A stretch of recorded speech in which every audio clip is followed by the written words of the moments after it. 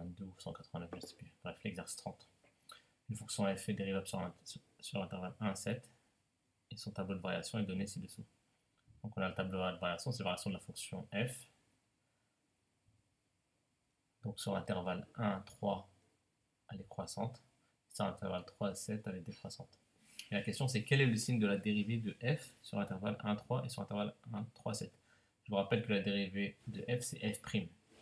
Et il faut savoir qu'entre le signe de la dérivée et les variations d'une fonction, il y a une relation. C'est que quand la dérivée elle est négative, la fonction elle est décroissante. Quand la dérivée elle est positive, la fonction elle est croissante. Donc ici, c'est l'inverse en fait. Là, on a les variations. Vu que la fonction f elle est croissante, sur l'intervalle 1, 3, la dérivée sera positive. Et vu que sur l'intervalle 3, 7, la fonction f elle est décroissante, donc la dérivée elle sera négative. Voilà. Donc sur l'intervalle 1, 3, on a f' de x qui est positive. Pourquoi? Là, j'ai pas justifié, mais en gros, car la fonction f est croissante sur 1, 3. Car la fonction f est croissante sur 1, 3. Et sur l'intervalle 3 à 7, on a f' de x qui est négatif. Ça, c'est dire négatif. Pourquoi? Car sur l'intervalle 3 à 7, la fonction f elle est décroissante. Pour ajouter car la fonction f est décroissante. Voilà, exercice suivant. Soit f est une fonction dérivable sur r, on donne ci-dessous le tableau de signe de f' de x. D'accord? Donc là, on a le signe de f' de x. Sur l'intervalle moins l'infini 15, la dérivée est négative. Sur l'intervalle 15 plus l'infini, la dérivée est positive.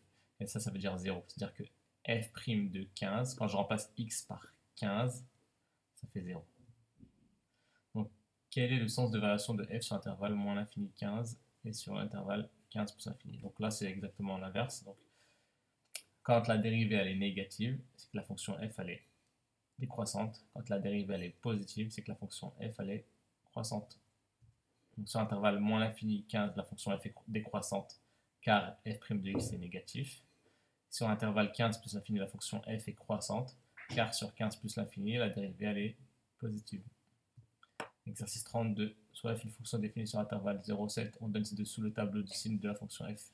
C'est la même chose que maintenant, que l'exercice d'avant. Donc là, on a le signe de la dérivée.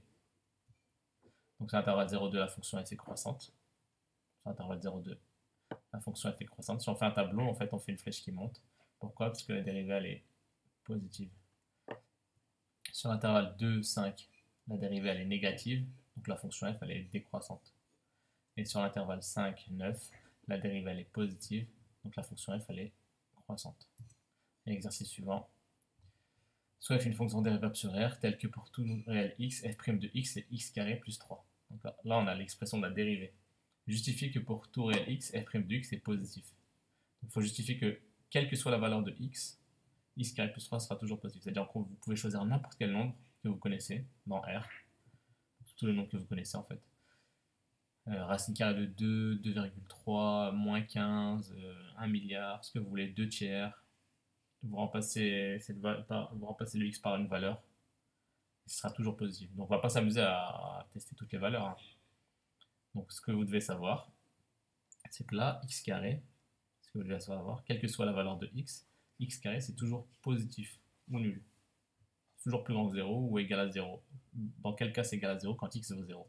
Donc ce qu'on peut écrire, c'est que pour tout x appartenant à R, c'est-à-dire quelle que soit la valeur de x qu'on prendra, on a x carré qui est plus grand ou égal à 0. Et si x carré est plus grand ou égal à 0, et on lui rajoute 3, donc ce sera plus grand ou égal à 3, d'accord? Donc x carré plus 3, il sera plus grand ou égal à 3, en gros il sera plus grand que 0. Nous ce qui nous intéresse c'est positif. Parce que x carré est plus grand ou égal à 0, donc quelque chose qui est plus grand que 0, on lui rajoute 3, il sera forcément plus grand que 0. Voilà, strictement plus grand que 0 même. Voilà, on a justifié. Donc f' de x il est positif. Parce que ça c'est f' de x. Quelle que soit la valeur de x. On déduit les sens de variation de f sur r. Et les variations d'une fonction elles sont données par le signe de la dérivée. Et la dérivée c'est f'. Et là on vient de justifier que f' est positif. Donc pour tout x appartenant à r, f' de x est positif. Par conséquent la fonction f est strictement croissante sur r. Ici, on peut dire strictement croissante. Dans le cas où on est sûr que c'est toujours plus grand que 0. Quand on précise croissante, ça peut être égal à 0. Voilà. Question 30, exercice 34, le dernier exercice, soit f, la fonction définie sur l'intervalle 0,3 par f de x égale à x carré moins 4x plus 1. Justifier que pour tout réel x, f' de x égale à 2x moins 4. Donc là, il faut regarder l'expression. Ça, c'est l'expression d'une fonction polynôme du second degré. C'est de la forme ax carré plus bx plus c. L'expression f' de x, l'expression f' de x, l'expression f de x, pardon. L'expression f de x et non f'. L'expression f de x, celle-ci, est de la forme ax carré plus bx plus c. Avec a, c'est combien? A, c'est le coefficient qui est devant le x carré, c'est 1. B, c'est moins 4. Et c, c'est 1. Et là, on a vu dans le chapitre d'avant que la dérivée d'une expression de ce genre-là, c'est 2ax plus b. D'où f' de x, c'est égal à 2ax plus b. C'est ce qu'on a vu dans le chapitre d'avant. Quand c'est cette forme-là, c'est 2ax plus b. Donc a, on a dit que c'était 1, et b, c'est moins 4. Donc il faut faire 2 fois 1, x plus moins 4, et plus moins 4, ça fait moins 4. Donc ici, f' de x égale à 2x moins 4. D'accord, je fais le calcul du tête directement 2 fois 1, puisque a c'est 1, et b c'est moins 4. Voilà, question suivante, recopier et compléter le tableau de variation de f de x ci-dessous. Donc là on a un tableau, donc c'est intervalle 0, 3. Et là en fait il nous manque la valeur pour laquelle la dérivée f' de x il est égal à 0. Donc en fait il faut résoudre f' de x égale à 0. Il faut savoir pour savoir pour quelle valeur de x f' de x est égal à 0. Donc on résout f' de x égale à 0. Il faut résoudre f' de x égale à 0. Pour trouver la valeur, il faut le mettre ici. Donc f' de x, c'est 2x moins 4 égale à 0. Donc là, c'est une équation du premier degré, donc niveau collège. Donc on va isoler le x. Donc on va d'abord enlever le moins 4. Pour enlever le moins 4, il faut faire plus 4 à gauche et plus 4 à droite. Quand on fait plus 4 à gauche, moins 4 plus 4, ça fait 0. Donc c'est pour ça qu'on n'écrit rien ici. Et 0 plus 4, ça fait 4. Voilà. Ici, après, il ne nous reste plus qu'à enlever le 2 ici, en facteur. Donc vu que c'est en facteur, c'est 2 fois x. D'accord, vu que c'est en multiplication. Il faut enlever le 2. Pour enlever le 2, en fait, le but à la fin, c'est d'avoir un x, d'avoir x tout seul. Donc pour avoir 1, il faut diviser par 2. Donc diviser par 2. 2 divisé par 2. 2 divisé par 2. Je le fais de tête. 2 divisé par 2, ça fait 1. Et 1x, ça s'écrit x. Et 4 divisé par 2. Voilà. On a isolé le x. Donc ça fait 4 divisé par 2, ça fait 2. Donc x égale à 2. Donc ici, on va marquer 2. Alors, quand on remplace x par 2, ça fait 0. La preuve, 2 fois 2, 4. Et 4 moins 4, 0. Voilà. Ensuite, ce qu'il nous reste à faire, bah, c'est les variations de f. Parce que c'est le tableau de variation.